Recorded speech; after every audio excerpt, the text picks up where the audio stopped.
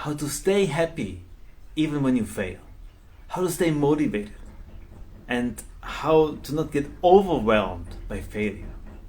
And this morning is actually such a great example because I got invited by a friend to do slacklining, and I never did that before. It was my first time. So it's a really, really great example for you to share today. Now, just to tell you what it is, slacklining is basically like you take a line and you put it between like two pillars. We did it between two trees today, and it's actually good to know the tree doesn't get damaged. There's even like tree protection around it, so that's good for me to know. I wasn't sure about that before, but yeah, basically you put it around, you make it like not too tight. You want to have it like slack, you want to have it bouncy, and then yeah, you try to step on it and you try to walk. And it sounds very easy, but I'm gonna tell you, it's far away from that. And so, yeah, I did it for the first time, and we did it for around 2 hours, 2.5 hours. And I tell you, just the beginning, just to get on it, and just standing there, that alone is a thing for itself, right? And so, at first, like, he was helping, he was staying next to me, so I could hold on his shoulder, getting up, getting a bit of a feeling for it, right? But then I wanted to do it by myself. I wanted to learn to get up there and at least to stand for the beginning. And I gotta tell you, for the first hour, I didn't manage to do it. Like, I went up, falling down, went up, falling down, couldn't even hold a second or something. So, basically, I was failing at least 100 times, right? But I kept going. And I mean, of course, at the beginning it's fun, you're gonna go there, but like after like half an hour or something, you expect something like a bit of improvement, right? So it's not that easy. Plus, we were in the park, so everyone can watch you, and it can feel a bit embarrassing if you don't manage to do it. Especially because he had another line next to me, and he was like doing it super easy, super smooth, like naturally. But it's cool, right? So it's also a thing to see like how far you can go and how you can develop. So it's also great to see the end result, what's possible actually for us as human beings. But so how did I do it? I didn't focus at all on the failure. I was learning from it, but I saw it as progress. And what I did the whole time was I was focusing on the progress that I've made. So at the beginning I tried to get up, didn't even get straight up, I was going down straight away. Next time I tried it and I could hold myself for maybe a second, boom, went down again. And I was focusing on that. I was focusing on, hey, I managed 1 second. So I tried it again and again, and maybe I got 2 seconds out of it. And then maybe 3 seconds. And step by step I got into it. And after maybe an hour I finally managed to actually stay on the line. And woo, what an amazing thing, right? A very amazing accomplishment. But I failed 100 times before I got there. And then after 2 hours, I actually finally managed to do 5 to 6 steps before I was falling down again. So I'm actually super proud of myself for doing that, and also for really going through it.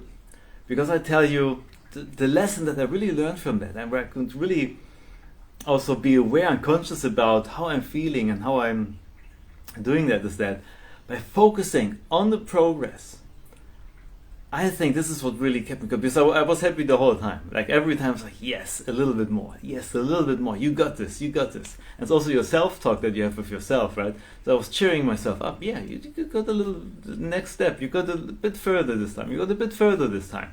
This keeps you going, this keeps you happy.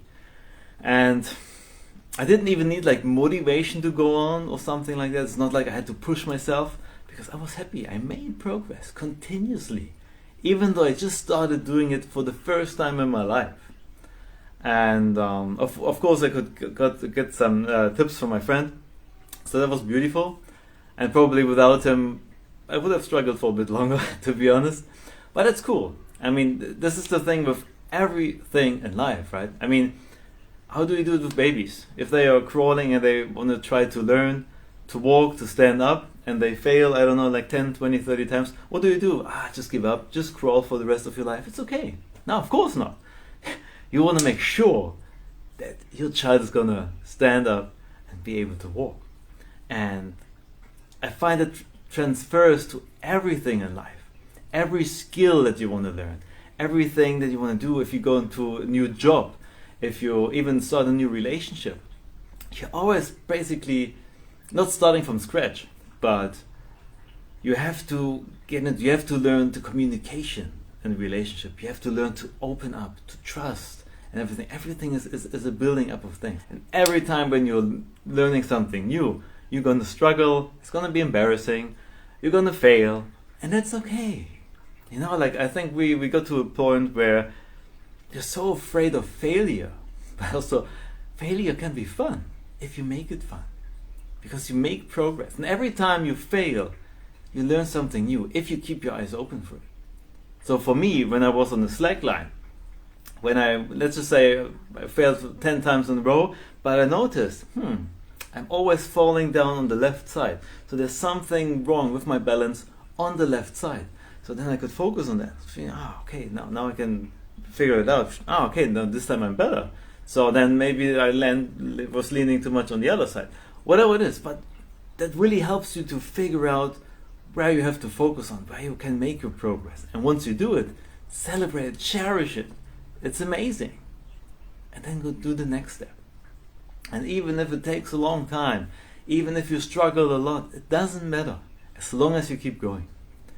Because we as humans, we have this capability of learning so much, growing into so much.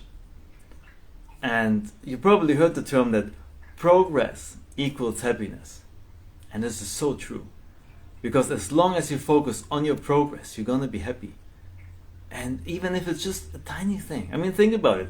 Let's just say you're working on mastering a skill. I don't know. Let's just say Wing Chun for me, for instance, back then. It took me 5 years to go to a technician level, which is like pretty high. I don't know if that's like similar to black belt, but it's pretty high. And it took me five years to do it. But what's that? If I just focus on that end result, then I'm going to be happy for a little bit after 5 years once I got it, right? But that's not the point. I mean, do I need that thing? Do I need that graduation to be happy? No, of course not. All the time before, every time I learned a new technique, every time I noticed I was better, I was happy, I was proud of myself. It's not just the end result, it's the progress you're making. And so, this week I want to challenge you to choose one area of your life, one skill, one goal, one area where you want to achieve something, or one area where you struggle. And I want to challenge you to entirely focus on your progress on that thing for 7 days. And I also want to challenge you to work on that at least once a day, so they can really figure it out and train your brain to look for your progress, not just for what's wrong. It is good to check in, okay, why did I fail? To learn from it, out of a lens of growth, but not out of the lens of, I fucked up. Sorry for the language, but you know what I mean, right? Focus on your progress. Focus on how you're growing, what you've noticed. Sometimes just a little insight can shift the game. And so for the next 7 days, choose one thing, one area, one struggle, one skill that you want to learn. Focus on your progress and do it once a day. That's my mission to you.